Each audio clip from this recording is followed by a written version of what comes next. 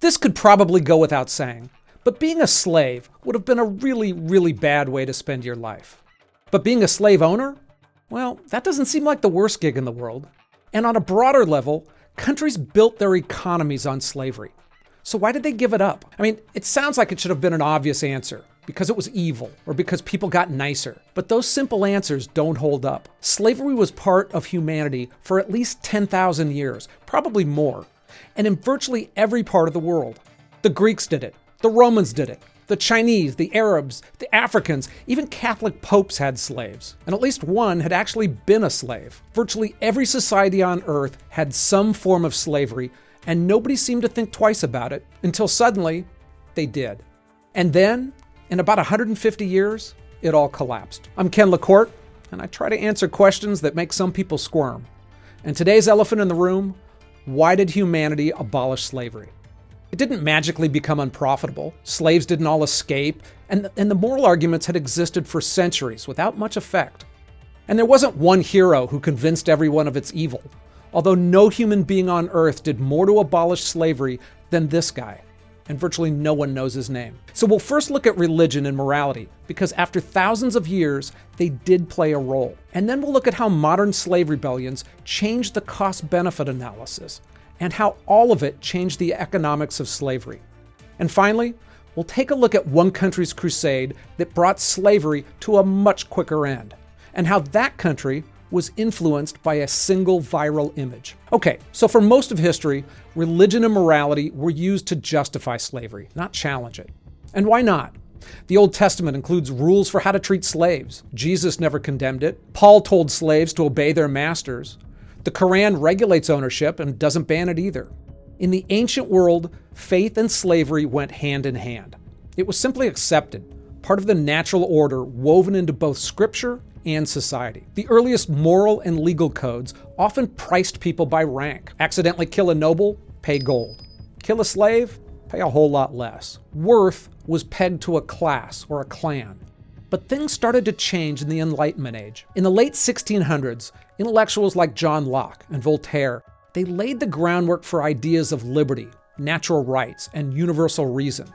Now, these concepts challenged established hierarchies, but even still, most of these early figures, they still either completely ignored slavery or they made exceptions for it. Heck, Locke even invested in slave trading companies while writing about freedom. But Enlightenment reshaped how religion was understood and practiced. It gave rise to a more personal, conscience-driven morality. And importantly, it reinforced the idea that political institutions should align with moral law. Around the same time, long before slavery became national debates, Quakers were already breaking ranks. They banned owning slaves within their communities. They published tracts and letters condemning it, and they made it theological, not just economic or political. Still, for a long time, they were the religious exception. Even in the United States, where many churches condemned cruelty, few challenged the institution itself. Again, the Bible had passages that could be viewed either way, so slaveholders used them to defend the status quo. But then came evangelical revival. The 1700s saw a surge of emotional, populist Christianity, what historians call the Great Awakening. It didn't just change how people worshiped, it changed what they believed they were supposed to do. Suddenly, personal salvation came with a sense of duty. If your soul had been awakened by God, you couldn't just sit still, you had to act. In America, many northern abolitionists were products of that movement, and they took it as their duty to fight. That theological divide split national churches down the middle. Baptists, Methodists, Presbyterians, they all fractured into northern and southern denominations, often over slavery alone. What's striking is that this moral turnaround happened quickly in historical terms. Just a few decades earlier, most churches were either silent on slavery or totally complicit. Now they were sending missionaries to preach against it, organizing boycotts and circulating petitions with tens of thousands of signatures. Western Christian nations really led the way on this, but they don't necessarily get a great big gold star. These were the same societies that had trafficked millions of people for centuries. But Western Christianity was the first religion to mobilize a sustained activism that eventually forced other societies around the world to follow suit. But slaves played a role in their freedom as well. Rebellions were large and small, and slaves fought back constantly. And that resistance chipped away at the institution from the inside. Some of it was dramatic and violent. Some of it was quieter. But it all had a cost. And over time, that cost helped make slavery harder to defend, harder to enforce, and harder to afford. Let's start with the big one, the Haitian Revolution. In 1791, nearly 500,000 slaves rose up against French rule. It quickly became war, a brutal 13-year fight that destroyed plantations, decimated French forces, and ended with the creation of Haiti, the first black republic in the Western Hemisphere. Now, Haiti wasn't just a colony. It was the colony, the richest sugar-producing territory on Earth. And to put it in perspective, at its peak, it generated more revenue than all 13 American colonies combined. And then it was gone.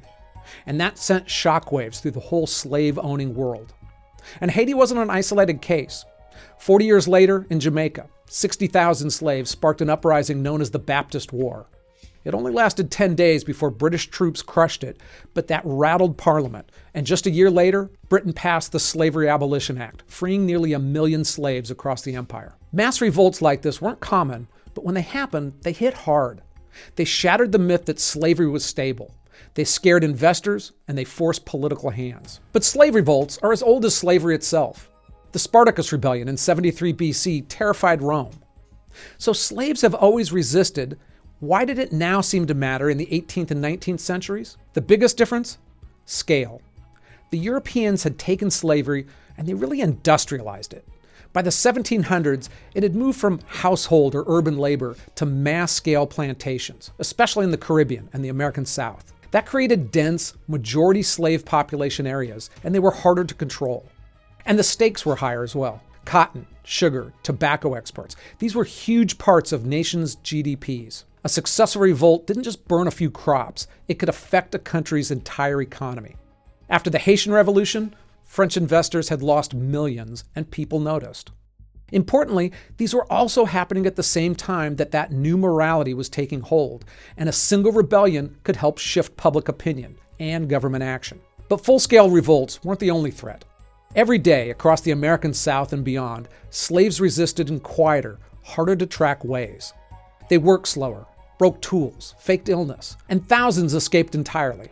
When they did, they didn't just disappear, they became part of a network, the Underground Railroad. That was an informal system of routes and safe houses and secret supporters stretching from the south to the north, sometimes into Canada. It helped thousands of people reach freedom, and it made slave owners paranoid. Because every escape came with a cost. Lost labor, lost capital. It forced owners to invest in tracking them down with rewards and bounty hunters. All of it added up. And the broader security cost was even worse. Southern states poured money into slave patrols, militias, and night riders, charging them with stopping runaways and putting down rebellions before they started. In some places, every adult white male was legally required to serve in a patrol, and large budgets were devoted to it. And the more violent the enforcement became, the more resistance it sparked in return. It all gradually shifted the equation. What had once been an efficient labor system became a security headache. Now, look, resistance alone didn't bring down slavery, but it made it less sustainable and less stable and less profitable. The truth is, pretty much no economic model, no matter how profitable it is, can survive when it needs to be defended at gunpoint 24/7. And in the end, the system really collapsed when it stopped making financial sense. For centuries, slave labor was the backbone of global wealth. Ancient Rome ran on it, and China, and the Arab caliphates, and the Ottoman Empire, and nearly every colonial power. America's cotton and sugar empires were just the modern face of something that existed pretty much forever. Slaves didn't need wages, and they couldn't walk off the job. The model was horrifying, but it was efficient. And as long as the economics work, nobody at the top has much incentive to change it. But eventually, that math stopped working. In 1776, the same year the American colonies declared independence, Adam Smith published The Wealth of Nations, a groundbreaking understanding of national economics. In that book, Smith wrote, "The work done by free men comes cheaper in the end than that performed by slaves." That wasn't a moral claim, but a cost analysis. Smith argued that slave labor seems cheap up front, but it's inefficient, inflexible, and expensive to maintain. You had to first buy a person, then house them, clothe them, feed them, and guard them. And slave labor was fixed. You owned a person whether or not they were productive, or if cotton prices dropped, or if the overall marketplace changed somehow. On the other hand, hired labor is plug and play. Workers move to where jobs are. They can learn new skills more easily. They can be hired and fired on demand. This was especially true as the Industrial Revolution changed how people worked. Paid labor became cheaper. And we saw this on a macro scale as well. When Britain abolished slavery, that didn't trigger some economic meltdown. The British government paid former slave owners millions in compensation, equal to about 40% of the national budget. It was one of the largest wealth transfers in British history. But despite the payout, and despite losing access to free labor across the empire, Britain's GDP surged. So did exports, investment, and industrial output. The American South fought to keep slavery, but the North had already moved far past them, building factories, canals, and a growing urban workforce. The Northern economy didn't need to own people. It just needed to rent their time. And that made it faster, leaner, and more adaptive than the plantation system. In the years after the U.S. Civil War, the national economy surged, and the country entered one of the biggest growth periods in its history. And the South still lags behind. Look at Brazil, which was the last major country in the Western Hemisphere to abolish slavery. When it did, it was already falling behind and it never had fully industrialized during the 1800s. Its economy stayed tied to agriculture. It preserved slavery at the cost of modernization, and it paid the price. Eventually, even slave owners saw the writing on the wall. Slavery wasn't just morally indefensible, but it was becoming morally obsolete. But we have to be careful in thinking of the economics of slavery as a standalone factor. It's where the rubber meets the road, but it's also intertwined with everything else. It's like asking why a restaurant failed and being told that it ran out of money. I mean, yes, but you can't separate that from the food being bad or a location being a problem. Still, there's a bit of an uncomfortable truth that the system didn't die just because we became better people. It officially died because it lost a competition. Paid labor beat slave labor, and once the numbers changed, the moral arguments started winning. In the same vein, we can't minimize the moral stances. Look at the United States. No other country ended slavery the way America did, by killing each other by the thousands. About 600,000 people died in the Civil War. That's roughly equal to every other American war in history combined. Entire cities were leveled. And underneath it all was a fight over slavery. Now, I know that there are some who say that the war was fought over economics or other reasons, but it's just historically wrong. The South fought to preserve slavery, and the North fought to keep the country together without it. Every other rationale was downstream of that reality. And in America, Abraham Lincoln is known by everyone for being the pivotal man to make that happen. But worldwide, no human being deserves more credit for ending global slavery than a man I'm kind of ashamed to admit that I hadn't heard of before. William Wilberforce. He was a short, sickly British politician who spent 20 years hammering Parliament to end the slave trade. Every year he introduced a bill to abolish it, and every year it failed. But he kept going and organized and led boycotts. He changed the political culture of the most powerful empire on earth. When slavery was officially outlawed across the British Empire in 1833, Wilberforce died 3 days later. He didn't free every slave, but he shifted the global norm. What had been a near universal institution became, for the first time in history, morally radioactive. And one early tool he used was essentially a viral image.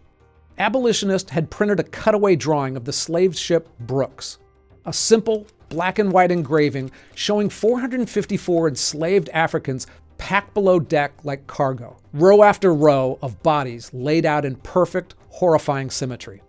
It was distributed in pamphlets, newspapers, and passed around homes and churches across the country. For the first time, ordinary Britons could see what the Atlantic slave trade looked like in brutal detail. And it worked. Within months, Parliament received Britain's first mass petition against the trade. Over 100,000 people signed it, a huge amount of people for that era. It helped abolition become a political movement. And when that movement became law, Britain implemented its new crusade around the world with force. Now, before completely banning slavery, Parliament first passed the Slave Trade Act, banning the buying and selling of slaves across the British Empire.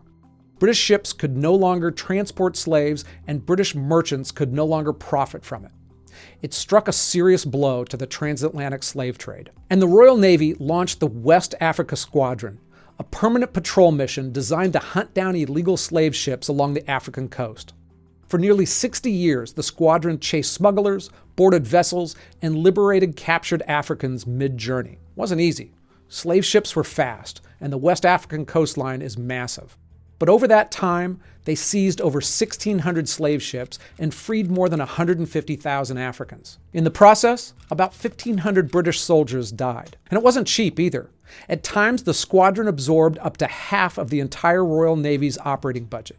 So at the height of its global power, Britain, an empire built on maritime supremacy, devoted half its naval resources to stopping the very trade it had once run. Now, they had some self-interest going on here as well, because abolition didn't just clear Britain's conscience, it also extended its influence. By patrolling African waters, Britain strengthened its naval dominance in the Atlantic. It countered French, Spanish, and Portuguese rivals, and it built diplomatic leverage over other nations. Here's an example of how it worked. In the mid-1800s, Cuba and Brazil were still major slave economies, but their lifelines depended on transatlantic imports, and Britain was choking off that supply. The Navy captured slave ships bound for both, and British diplomats pressured both governments. Eventually, both nations caved. Now, would that have happened without British pressure? Yes, but likely years later. Abolition in Latin America didn't spring from mass revolts or internal religious campaigns. It came from external force, and that force came from Britain. Again, Britain's leadership on abolition wasn't purely altruistic, but when morality, money, and muscle aligned, it was effective. By the mid-1800s, the same system that had once seemed eternal was suddenly under siege, militarily, diplomatically, and morally. By 1900, legal slavery had disappeared from almost every modern country. But it didn't disappear everywhere. In fact, Mauritania didn't officially outlaw slavery until 1981 and didn't criminalize it until 2007. And there are good reasons to believe it still exists in reality. So yes, Britain profited hugely from slavery, but more than any other nation on earth, it brought slavery to an end. In the end, multiple parts of the world changed, and slavery just couldn't keep up. Reason and faith reframed the entire picture. Resistance rose and profits shrank. And Britain, of all nations, threw its weight behind a global rule change. All of that made slavery unprofitable on multiple levels, and the system broke. Some scientists say the same thing is happening with humanity at large and that we're headed for extinction. Now, I'm not sure if I buy that, but the whole population crisis that I heard about all of my life, that's not happening anymore. The world will soon be losing people, and for some countries, like South Korea, it's a serious problem that they don't know how to solve. It's worth a look. Hey, thanks for watching. If you made it this far, I think you're in the right place, and I hope you come back again.